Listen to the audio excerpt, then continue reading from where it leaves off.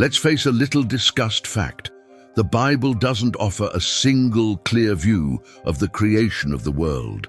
Behind the pages of Genesis lie two stories which, instead of complementing each other perfectly, present remarkable contradictions. Are you surprised? Well, let's unravel it. In the opening chapter, Genesis 1, we are introduced to a grand and well-organized narrative. God creates everything in 6 days, in a methodical way. First, light, then heaven, then land and sea, culminating on the 6th day with the creation of humanity. Man and woman appear simultaneously as equals in a carefully planned scenario. It looks like a well-defined celestial script, but when you turn the page to Genesis 2, the atmosphere changes completely. Here, the act of creation is more intimate and even handcrafted. God, instead of simply declaring the existence of things, literally molds Adam from the dust of the earth with his own hands. And what about the woman? She only appears later, made from the man's rib, after an apparent divine reflection on Adam's loneliness. This drastic change in tone and approach is not only intriguing, it raises profound questions. After all, how can two such different descriptions coexist in a single sacred text?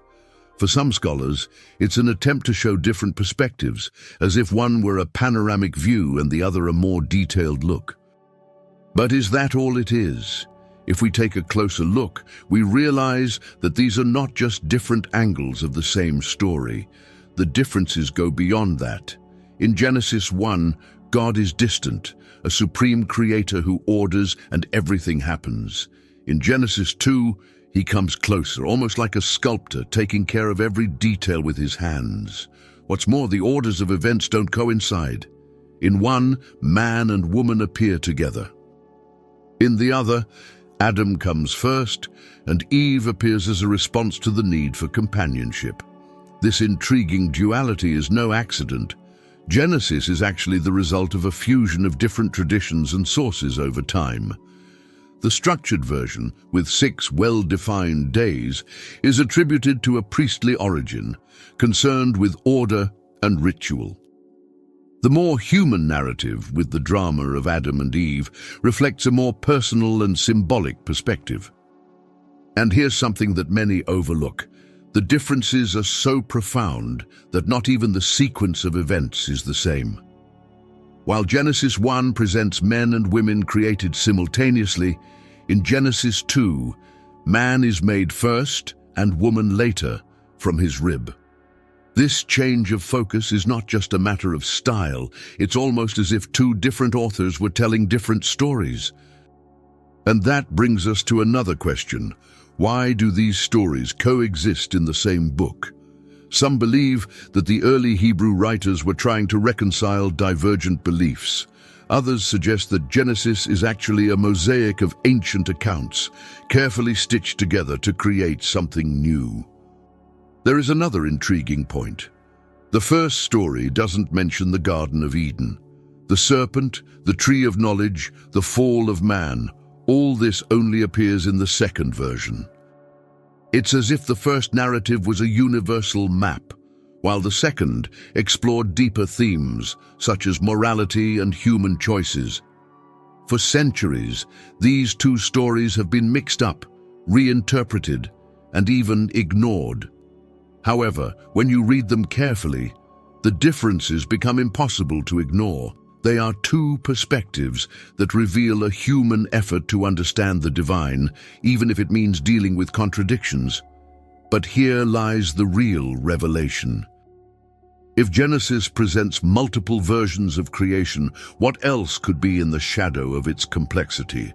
This is where we dive deeper, because Genesis was not the first creation story to emerge in human history. In fact, it's far from it. Ancient civilizations had already developed their own narratives about how the universe was formed, and some of them have surprising parallels with the accounts we find in the Bible.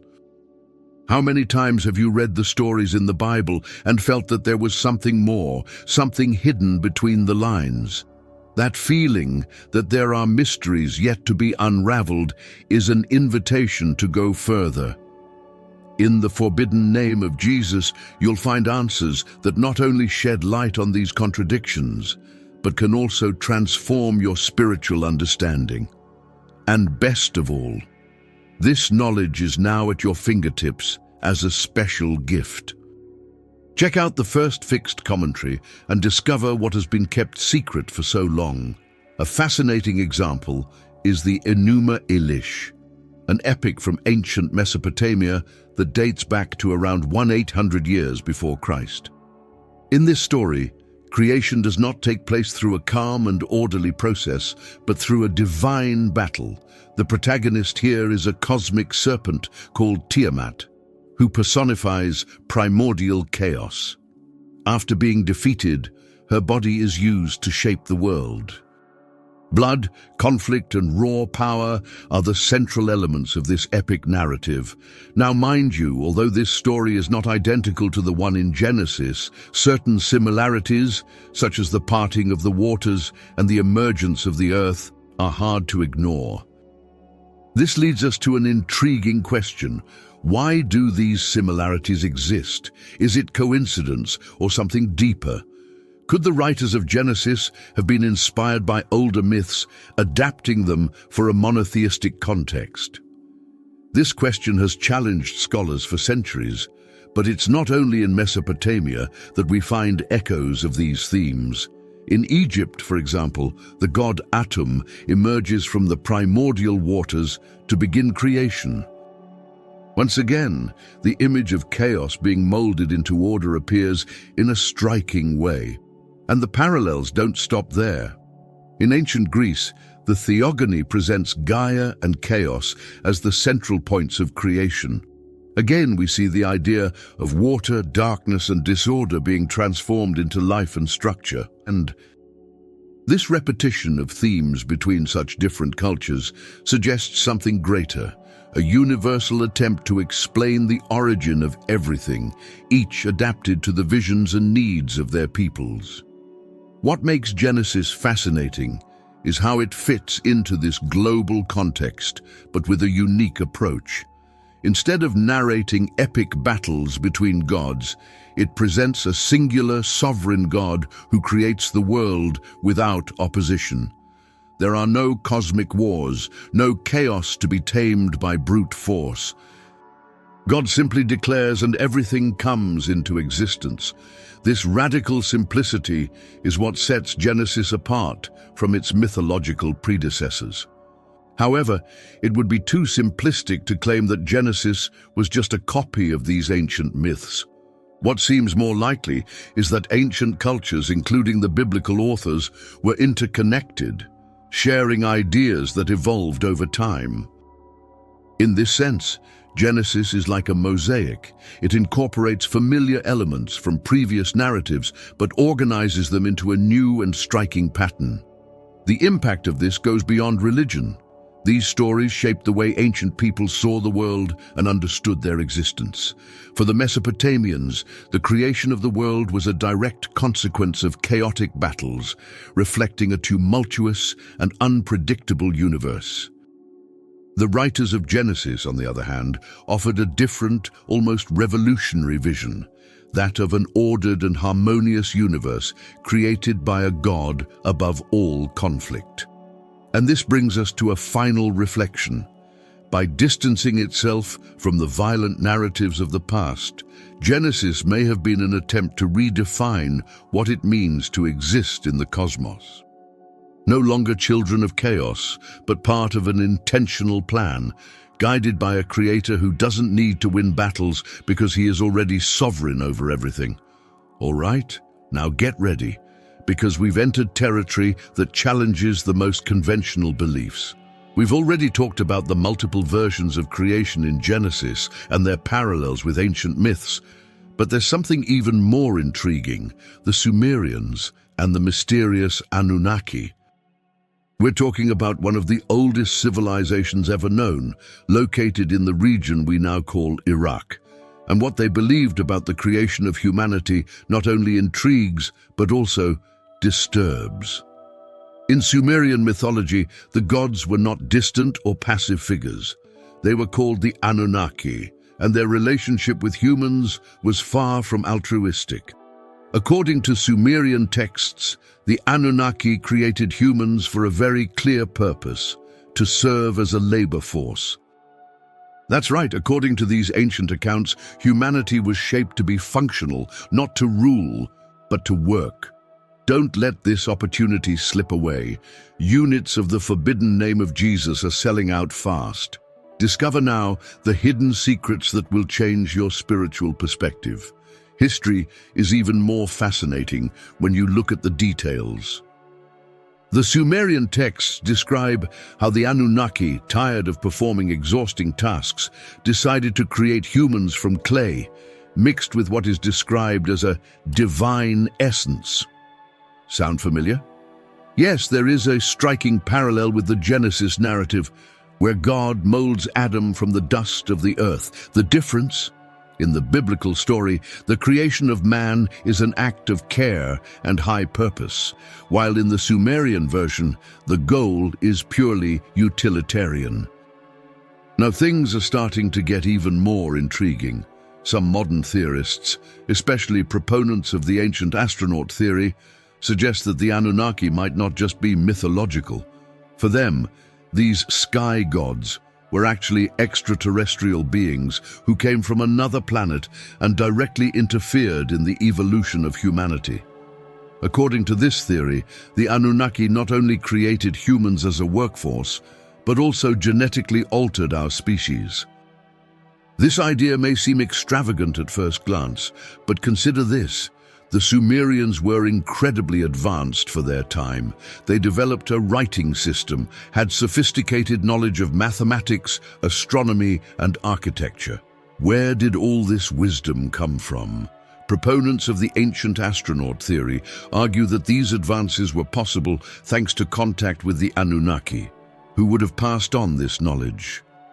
Even for those who don't accept the extraterrestrial hypothesis, the parallels between Sumerian creation and the Genesis account are hard to ignore.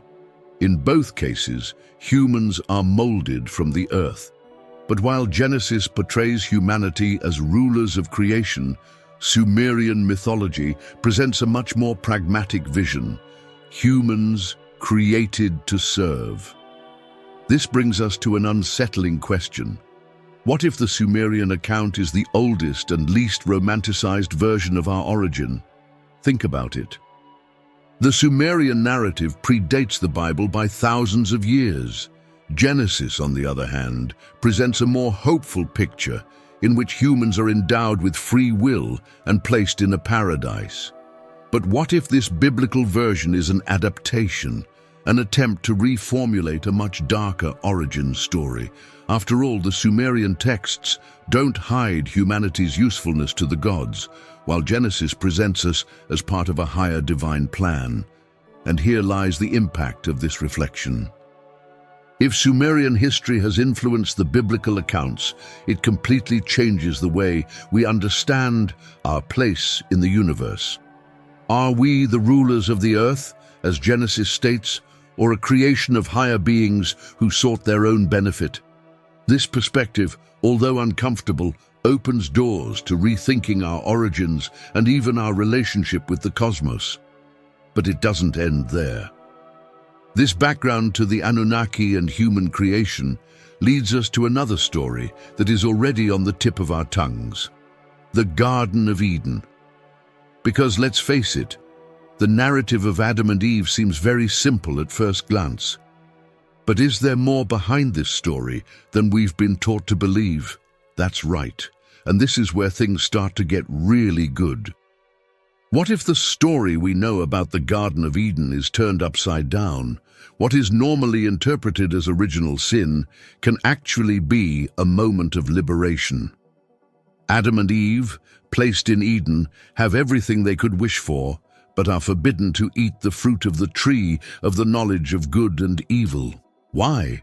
Why create humans with free will and at the same time impose such a crucial limit?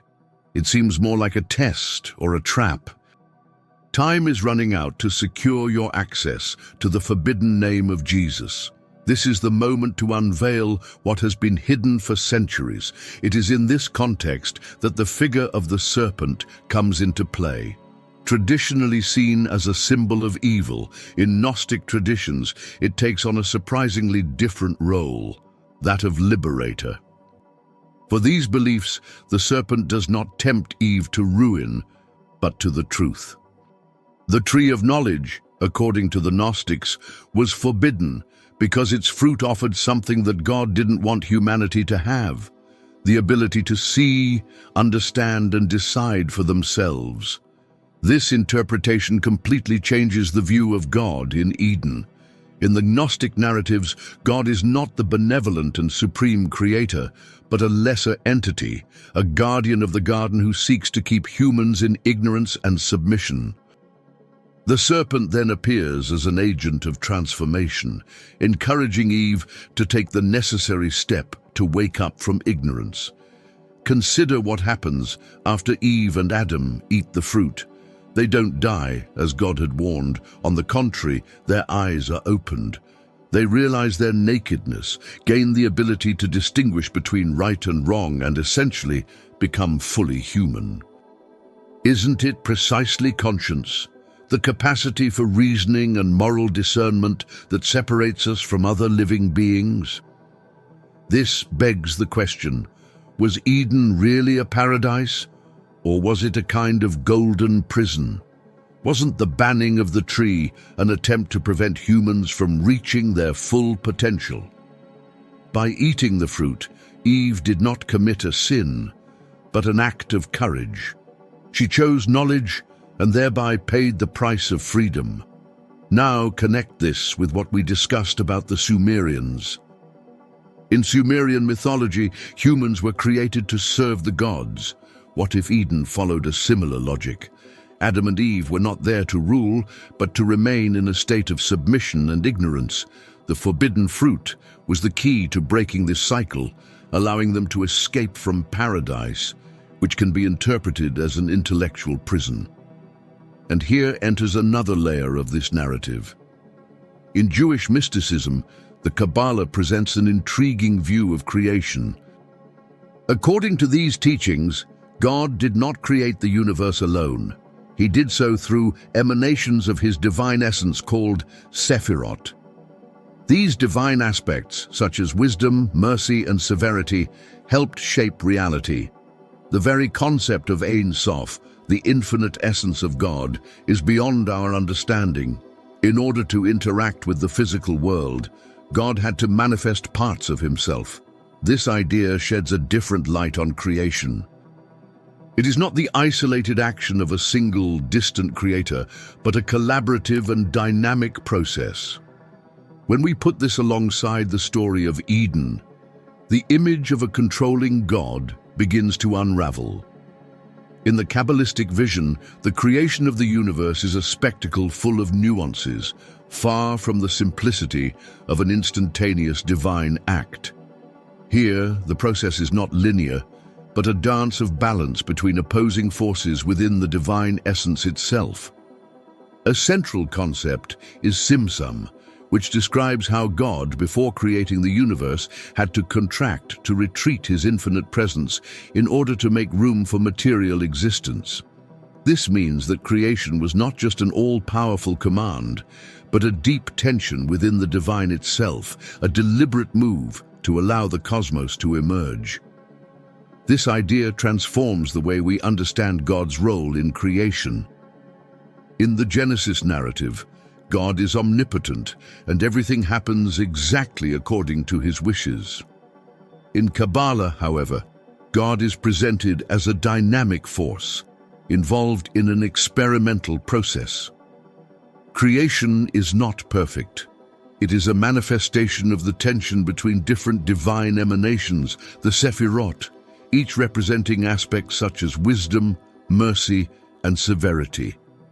It is this interaction that shapes the universe, transforming chaos into order. Only a few units of the forbidden name of Jesus are still available, Access it now and immerse yourself in the hidden mysteries that reveal the true divine purpose. Now, let's go further. This vision connects directly with the story of Adam and Eve. If the Simsum represents God holding back to allow existence, the forbidden fruit represents humanity choosing autonomy, even with its consequences. By limiting himself, God has created a space where choices and freedom really mean something. It's almost as if the act of creation was not only about forming a physical world, but also about giving humans the ability to actively participate in that world with all its complexities and challenges. But the universe resulting from this creation is not perfect. In Kabbalah, there is a concept called the breaking of the vessels. According to this teaching, before our universe, there were other worlds that God tried to create. These worlds could not sustain themselves and collapsed, leaving a trail of imperfection. The current universe, therefore, is seen as an ongoing repair effort, where humanity plays a key role in restoring the divine balance. In other words, creation is still in progress, and we are an active part of this process. This view begs the question, what if the serpent in Eden wasn't the villain, but a catalyst for this creative freedom? The tension of the act of creation, God's self-limitation and Adam and Eve's choice, reflects the essence of this balance. By eating the fruit, humans embraced knowledge and autonomy, taking on the role of co-creators, even if it meant leaving paradise and facing an imperfect world. And now for something even more intriguing, there is a forgotten figure in the traditional narratives who adds an even deeper layer to the Eden story: Lilith. Little mentioned in the canonical texts, Lilith appears in Jewish folklore as Adam's first wife, before Eve. This story completely changes the dynamic of what we believe about the beginning of humanity. This is where things start to get better. The story of Lilith leads us to a fascinating reinterpretation of creation and the female role in Eden. Unlike Eve, Lilith was created from the same clay as Adam, as his equal in every respect. There was no rib, no implied subordination, just two entities made side by side. However, this equality quickly became a point of conflict. Lilith, by her very nature, refused to submit. She couldn't accept the idea of just being an obedient companion. When faced with the imposition of this role, she did something unthinkable. She left Eden. This act of rebellion was not just a rejection of Adam, but of an entire system that sought to place her in an inferior position. Lilith embodied autonomy, a force of independence that was seen as a threat to the patriarchal balance that shaped religious texts. Her story, so subversive, could not remain intact. So Lilith was erased from the official narratives, replaced by Eve, a figure created by Adam, to be his helper, obedient and submissive. But why was this replacement so necessary? Lilith's existence as Adam's equal challenged the divine and social power structure. She represented the idea that submission was not inevitable and that the role assigned by God or society could be refused. This message was too dangerous to be widely accepted. So the narrative was rewritten, and Lilith became a demonized symbol of rebellion. Later texts transformed her into a dark figure associated with seduction and danger, a threat to the established order. This rewriting, however, also reveals a pattern. Lilith and Eve can be seen as representations of opposing forces. Lilith symbolizes freedom and defiance, while Eve embodies submission and conformity. Together, they create a duality that reflects the tension in creation we discussed earlier: autonomy versus obedience. It's almost as if humanity needs both to understand the complexity of its choices and the impact of its actions. The last units of the Forbidden Name of Jesus are being distributed. Get your copy now and immerse yourself in the mysteries that history has tried to hide from you. With the passage of time, Lilith is no longer just a marginalized figure. Her story, reinterpreted in modern feminist readings, has elevated her to a symbol of empowerment. Lilith represents the refusal to accept imposed roles and the courage to seek independence, even with the consequences. While Eve remained in Eden to abide by the rules, Lilith chose freedom, even if it meant being exiled and demonized. Now let's connect this to the Kabbalistic concept of the breaking of the vessels. This idea suggests that the current universe is just one attempt in a series of creations. Previous worlds collapsed because they couldn't contain the divine light, leading to chaos. This begs the question, what if Lilith's story reflects this cosmic dynamic? Her departure from Eden and rejection of the norms could be seen as part of this process of experimentation and learning. And here's the crucial point. If the world we live in is an imperfect creation, then Lilith's narrative could be a reflection of that imperfection, a divine attempt to incorporate autonomy and balance into existence. Perhaps Eden was not just a paradise, but a testing ground for these opposing forces. Lilith was excluded, but her impact remains. After all, her story reminds us that creation, whether in the cosmos or in the human spirit, is constantly evolving, seeking something more balanced and sustainable. What if human history itself, like the world we inhabit, is just an ongoing version, an experiment that continues? Creation is not an endpoint. It is an ongoing process, full of tensions that reflect the very balance of the cosmos. Between chaos and order, freedom and obedience, we find the human role in the Kabbalistic concept of tikkun olam, the repair of the world. We are not spectators, but active participants, responsible for balancing and restoring what was fragmented during the creative act. The fall of Adam and Eve was not a mistake. It was a necessary step, pushing humanity to leave Eden and face the challenges of existence. These stories are not just accounts of origins, but maps of our potential. If the universe has already been destroyed and recreated, this implies that we are part of a narrative that is still evolving. What comes next? The answer lies in our choices, actions, and the way we contribute to this balance. Creation is not over, it continues, and we are fundamental to the next chapter. If you enjoyed the content and want to support our work, so that we can continue to bring you more in-depth research and analysis, please consider making a donation of $100. This contribution directly helps the channel grow and produce even richer material. Thank you very much for your support.